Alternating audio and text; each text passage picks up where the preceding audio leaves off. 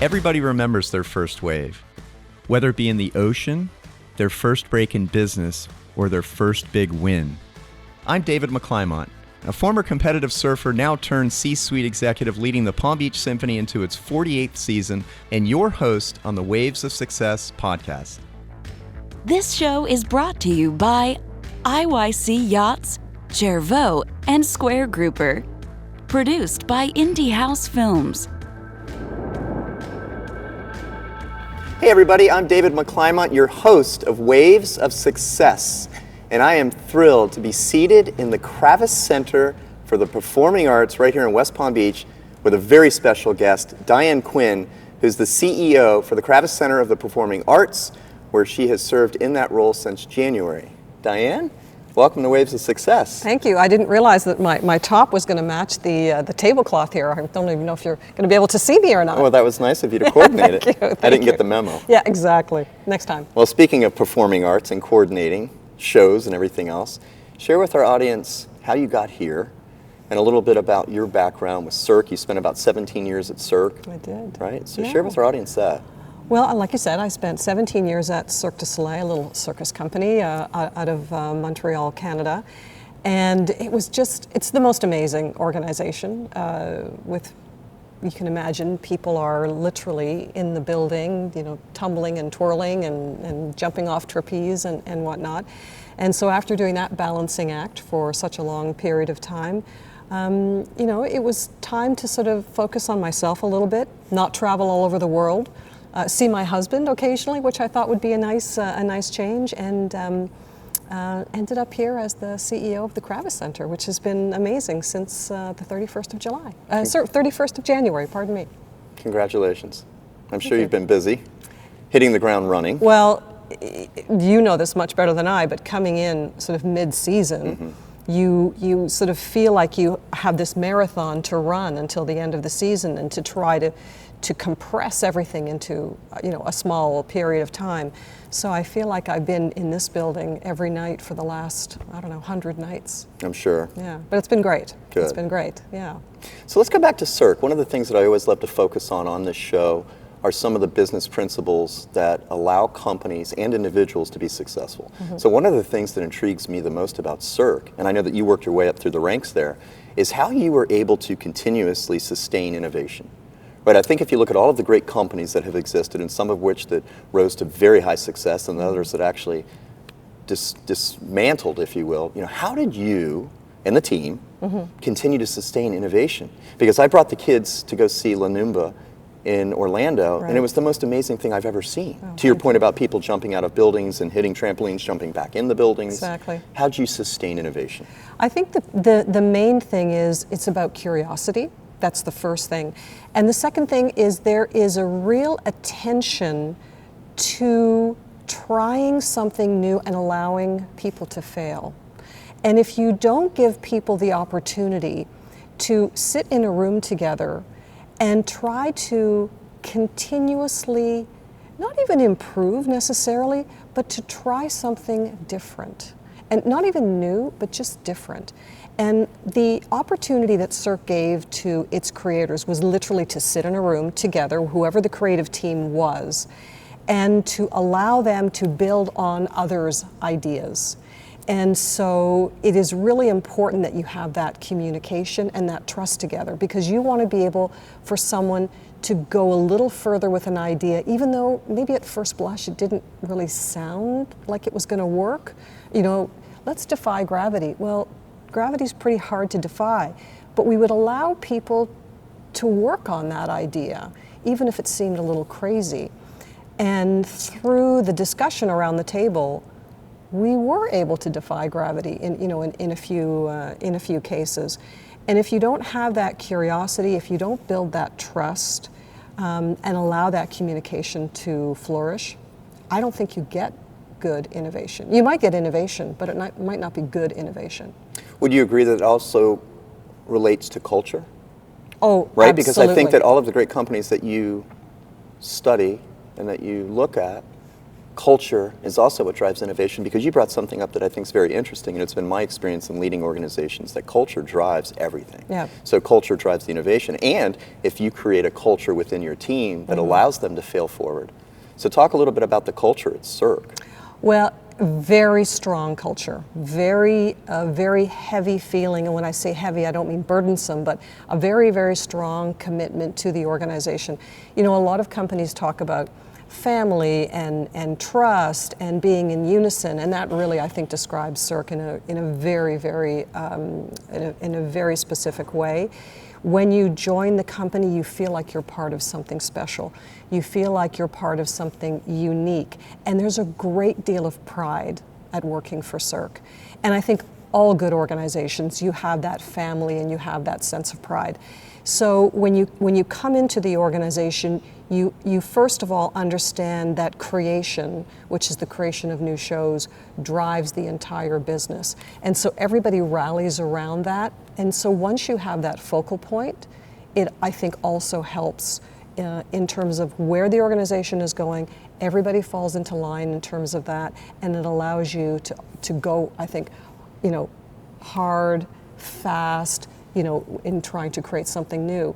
And then the benefit of that, of course, is you create a brand new, let's call it product or show, and if that works, everybody shares in the pride of that and in the success of that. And I think that's what's happened at Cirque, you know, since the company started. Well, and I think that's also important, is to have everybody part of the creation. Oh yeah. Right? Yeah. I mean, listen, at Cirque it's a little bit different. Yes, there is a creation room. And in the creation room for each show, the creators sit around the table. And in that room, that's the utopia room. The room where they're allowed to explore and create and disseminate amongst themselves. And for a long time, others weren't necessarily welcomed into the room. That's changed over the years. Now, the company is really you know, welcomed into the room, welcomed into the rehearsal process. But there's so much respect for what those creatives do that rarely do people actually come in. I'm sure. So it really gives them that space to autonomy. Yeah, exactly. To be in that creative space too. Exactly. Right, because for them to be creative, they actually probably have to be insulated somewhat. A little bit, because you're bouncing ideas. Correct. And again, some of those ideas, as we mentioned, are like a little creative, or crazy, a little kind of off the wall. And you don't want people to poo-poo that, because you want people to go further. That's where the trust comes into it.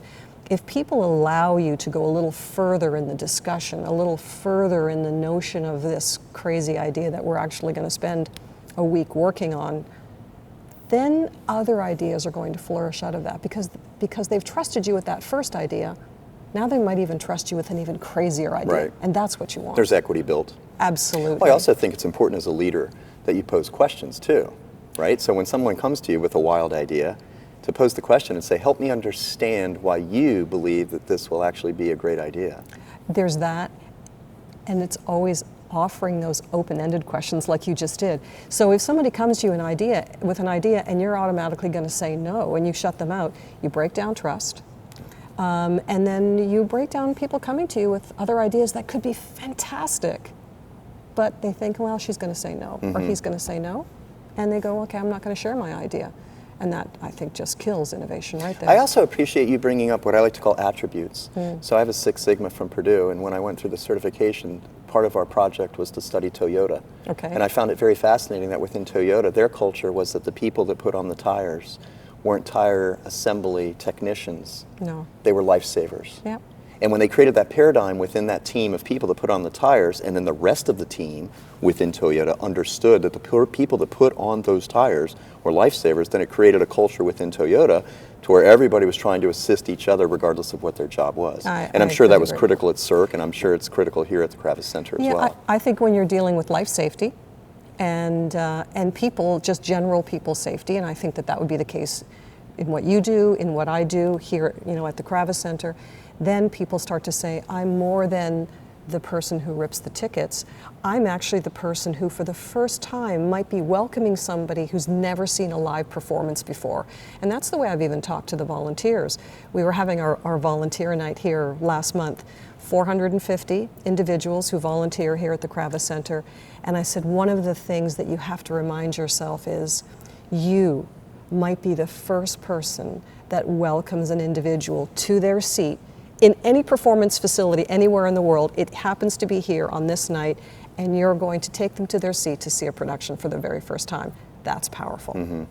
So. Well, I spent 15 years managing Bear Lakes Country Club, which is a private country club a couple miles west of here, and we would always talk about the moment of truth. And that's the moment of truth, right? So the moment of truth is that first interaction at any facility. Yes. Doesn't matter what your product or service is. So we always said within the club, the most important people at the club were the valet and the locker room attendants, because they were the ones that set the stage, yes, pun intended, for the experience for the rest of the time. To your point about the ushers, they're setting the stage. They are. It's that first interaction. Yeah, well, and I even say it goes back even further than that, and you would know this as well, you know, from the Symphony. For us, it is maybe a telephone call. Somebody inquires about buying a ticket. Somebody comes to the website. And that also is the first interaction. How welcoming is your website? How welcoming are the people that you interact with on the phone or at the box office? And if you can get that right, you've already build that trust with whoever that ticket and intonation purchaser is. to your point about phone. Absolutely. Right, intonation's everything. Yes. You pick up the phone, you want to answer the phone as if it's your aunt or your mom or a Exactly. long lost relative you Yeah. haven't spoken to in a long time. We have heavy phone culture here, you know, meaning that we actually interact by phone with a lot of our patrons, probably a lot more than other arts organizations do. And to your point, if you're having a poor day, if you're feeling a little sluggish, that can't be the intonation that you have on the telephone. You have to be welcoming, you have to be attentive, and I like to think that our people are very welcoming and very attentive. When I managed the club, we used to have a garbage can that was on the back dock where all of the employees would walk in, and we would say with a big sign, make sure that you discard all of your problems in the garbage I like can it. before you come in. To your point about Cirque, Yes. where you were saying, Yes. we all have challenges. We do. Well, I used to say when I was on the road and I would go to one of the shows, and the original owner of Cirque du Soleil was a guy named Guy Laliberté. And he was a sole proprietor of the organization. And I used to say, Guy doesn't pay you to have a bad day, you know? And so when people would come in to watch the show, we had obviously a lot of front of house people, and a lot of those individuals would be locals. So when the shows would tour around, the locals, in fact, would be the first point of interaction. And we wanted them to get it right as much as we wanted somebody who was, you know, coming from the company at large. I want to compliment you because the word on the street is that you've hit the ground running not only with the board members and the major donors, but also with the staff, and everybody is so excited about having you here. Talk a little bit about how you immediately hit the ground trying to build culture, because I've heard that you have these town halls or coffee with Diane. I do. Talk a little bit about that. I do. Well, when I was going to get ready to come for my first day, and I didn't give myself much time between leaving Cirque and coming here, which, you know, probably was something I would have, you know, I'd rethink if that ever happened again. Area of opportunity. Exactly, area of opportunity. So one of the things that I knew I needed to do was really, in some ways, script or plan what the first 30 days for sure were going to be, and I thought about it in terms of concentric circles. So the people who I needed to touch first, who were they? And of course, that was staff. And then moving out from there, next people I needed to touch would be volunteers and board. And then our lifetime trustees, and then sort of the community. So I wanted to think of it in terms of from closest to further afield.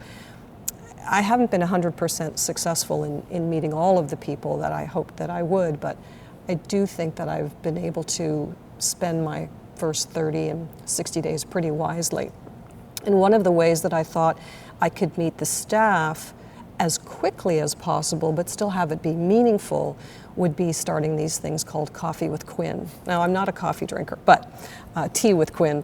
So I would have 7 staff members and myself. We would all sit down informally. We'd do it in the morning, sometimes in the afternoon. And it would be with people across multiple departments. That was the goal. So, somebody from the box office, and somebody from marketing, and somebody from development, and somebody from, technical production, maintenance, custodial. It didn't matter where they came from. And I wanted to understand who they were. Who am I working with? And the first question would be, who are you? And tell me about yourself. And could you share something that everybody in the group wouldn't know about you, so that we all had buy-in? And then we would build a little bit of that trust. And the last part was, tell me something that I should know, something that I should change or improve or keep. And I think through those, hour-long meetings once a week, I'd like to think that I got to be able to, cut right to the chase for a lot of people. We're still doing them. I still haven't met everybody in one of those coffee moments yet, but I pretty much met everybody just, hi, how are you, which is great. Well, I want to commend you for doing that, because I think a lot of times CEOs that come into organizations, regardless of the size of the organization, let's face it, we're inundated, right? Yes. And you were really inundated. To start at January with a very busy season coming out of COVID for 2 years was difficult, so I want to commend you. Let's share with the audience a little bit of the business principles that you've learned while you were at Cirque that you're probably going to implement here at the Kravis Center. Well, I talked to the entire team about high quality, and the Kravis Center prides itself on being world class. And so I often ask questions of, is this world class? And if the answer is yes, great, let's continue. If the answer is no, how can we get it to be world class? So that's certainly part of it. I was in charge of show quality when I was at Cirque, so that notion of quality is very, very important to me, and I would like to make sure that that continues here at the Kravis, whether it's, do the chairs need repairing, to the programming that happens on stage, to the hiring of staff. Everybody has to be world class, so that's a big, big part of it. And the second thing is community. How do we reach out to the community? So, for your viewers, if they could see in front of us, they would see we have this amazing glass wall where we see out into the community, but how do we get beyond the glass? So that is a big part of what we're going to be doing for next season, which happens to be our 30th anniversary season. And so the ability to reach beyond the glass is incredibly important to me. And we'll start actually to use the exterior space of the building in ways that we haven't before, and that brings us into community a little bit. And making sure that just the programming itself, not only world class, but how do we make sure that we're reaching to a diversified audience? And that it could be age, it could be income strata, it could be a choice of the kind of programming that somebody wants to see. Geographic, there's Yes. a long list of those. Absolutely, absolutely. And I would say a lot of those mirrored what was happening at Cirque, but fit beautifully here at the Kravis Center. Well, I want to thank you and the entire team at the Kravis for being so supportive of the Palm Beach Symphony. We're celebrating our 48th anniversary, which is really exciting. It's amazing. And we've gone from a very small orchestra that performed mostly in people's homes and churches to now having all of our 5 concerts here, 6 next year at the Kravis Center. So I know that I personally want to thank you for that. Partnership is important. We talk about that all the time. Collaboration and partnerships are part of our core values, Yes. and we live up to those. Yes. Going back to excellence, we ask ourselves, are we being good community partners? Right. So, in addition to people who live, in Palm Beach County, that is definitely one area of community. But then it is, who are you working with? Who are you partnering with? Who are the other arts organizations? Who are the other social organizations? How can we be a part of the growth of this community, which is something I really didn't understand until I got here. This community it's growing like crazy. It's exploding. It really, really Well, is. we talked off camera about the latest podcast I did with Gopal, Right. who's the head of Related, and then you and I were talking about the fact that you were living in Delray. Yes. And now you're living right here. Of course. No, within walking distance of the Kravis. That's what I wanted to do. I wanted to walk to work. You get a different feeling for the community if you're walking it.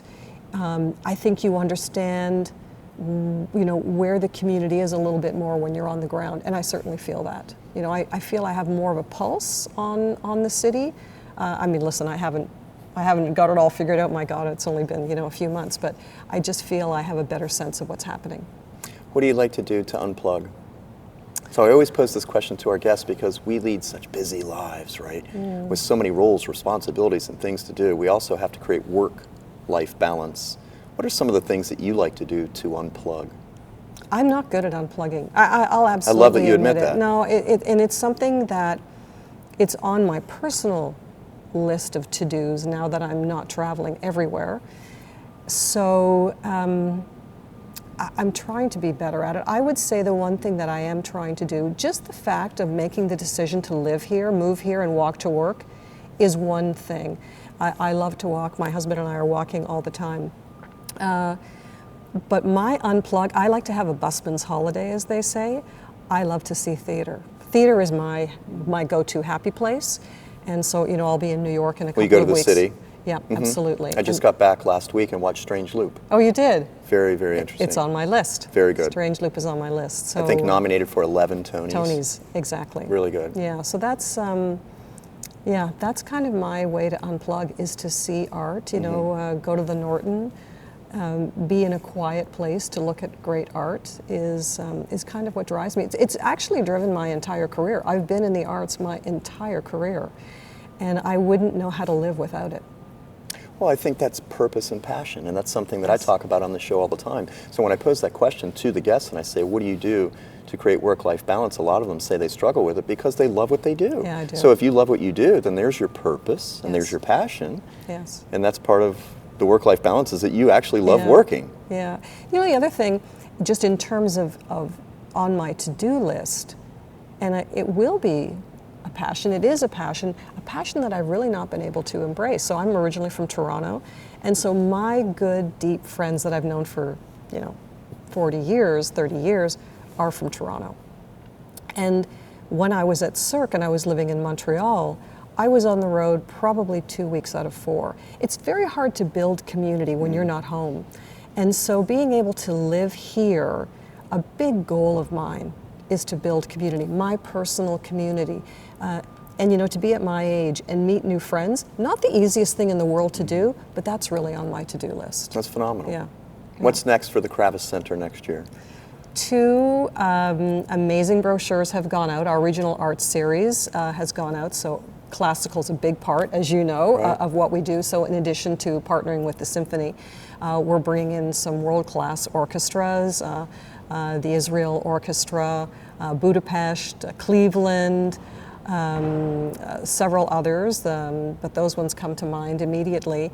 And then, of course, the Broadway series is a big positive winner for us here at the Kravis Center. And the 2 things I'm really happy about for next season, first of all, I think our head of programming has done an amazing job, but we will do 2 weeks of Wicked, and we will do 2 weeks of Aladdin from Disney. Again, speaking to high quality. And to be able to have a show sit down here for 2 weeks gives the performers a real chance to be part of our community. And I love that. And we've had that with the Donna Summer show here. And then 2 other performances that I think are going to be exceptional, straight from Broadway, Hadestown, which did so well, 13 Tony nominations, and Ain't Too Proud. And those 2 shows that I've seen in New York are going to be phenomenal. How long are the traditional runs? Is 2 weeks the longest? 2 weeks is pretty much the longest. Usually a week. That's you great. know, 5, 6 days max. So to have it, sit down here for 2 weeks is And Donna really Summer amazing. is here now. Yes. Right? Yes. Started My on daughter went Friday to it night. on Friday and loved it. Opening night. Loved yes, it. Great. Congratulations. Great. I didn't know anything about her story, so that was great for me to see that. I bet. I hadn't seen that previous. So I sat in the audience like everybody else and went, oh, I didn't know that. I didn't know that. And of course, a little singing, a little dancing in the aisles. Never hurts. Never hurts. No. Never hurts. To get the blood flowing, which we all need. Yes, a little activity. I think that's one of the biggest advantages of the arts, isn't it? Absolutely. Among Absolutely. many others. I like to say it gets the blood flowing between your ears and then in your veins. Very Yeah, true. absolutely. Anything else that you want to share? Just, people have been so incredibly welcoming here. When you move to a new place, you're just never sure how are people going to react to, someone new. And it's been amazing. Not only the amazing staff that we have, which really I feel have been exceptional, but when you go out into the community, people actually are welcoming. And I I really didn't notice appreciate that. you saying that. We had talked about this off camera. because I was born here. I grew up literally on Hibiscus my first 4 years. I shared with Gopal the story of how we spent the first 4 years there, Really? which is now our address of my work, so talk about full circle. But I also think that we're a very embracing community too, and it really makes me proud to hear you say that, because that's Yeah. very important for a community on both sides of the Yes. fence, isn't it? I Right? You absolutely are an agree. institution, we're an institution, we have the opportunity and the responsibility to go out into the community, but then it's wonderful that the community wants to be part of the community too. Absolutely. Now, if I could just get the drivers to be part of that, then we would be all set. But no, seriously, it has been, it's been a great, it's been a great experience. Now, you know, in a year, I'm going to know twice or 3 times as much as I know right now, but everything that I know so far, it has been such a great decision for me to make to come here. The people who work here, I can see each day that I come, you know, a little bit more of what they would like to do with this amazing building and with the programming that we have. So that helps me in terms of making decisions. I don't like to make decisions in isolation.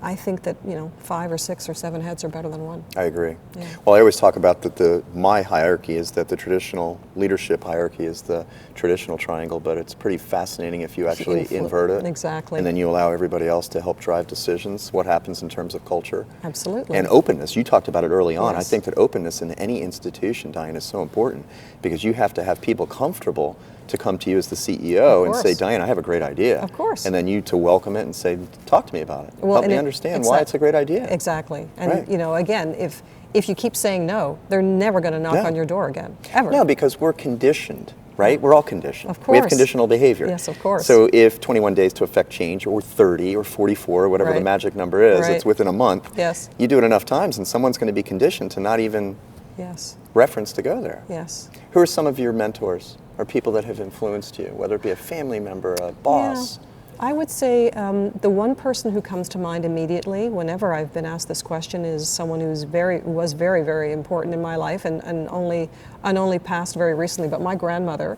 was an exceptional woman. She lived to 2 days shy of her 100th birthday, and she was on it. She was absolutely on it. And she owned her own business.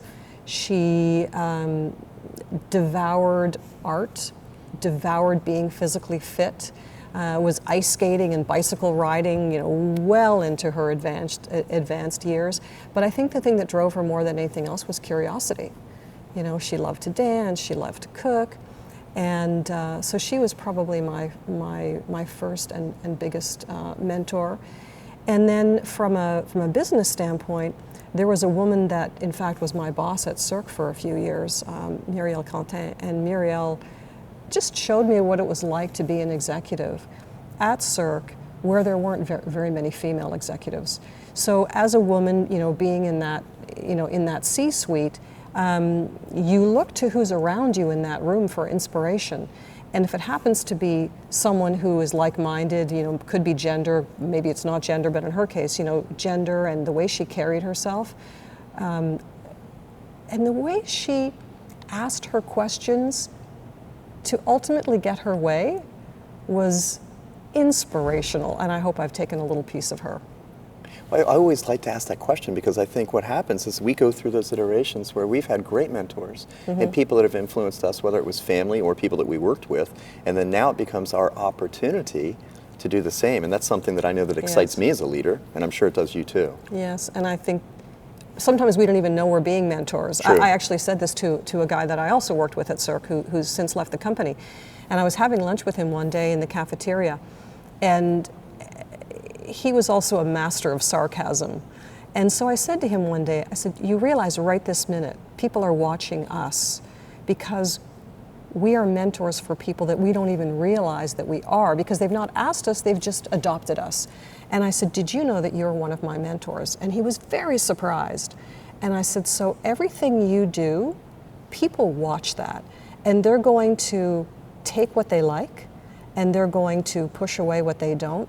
So it's important for us to know that we have to also present ourselves in a way that reflects, hopefully, the attributes that we want others to learn from us.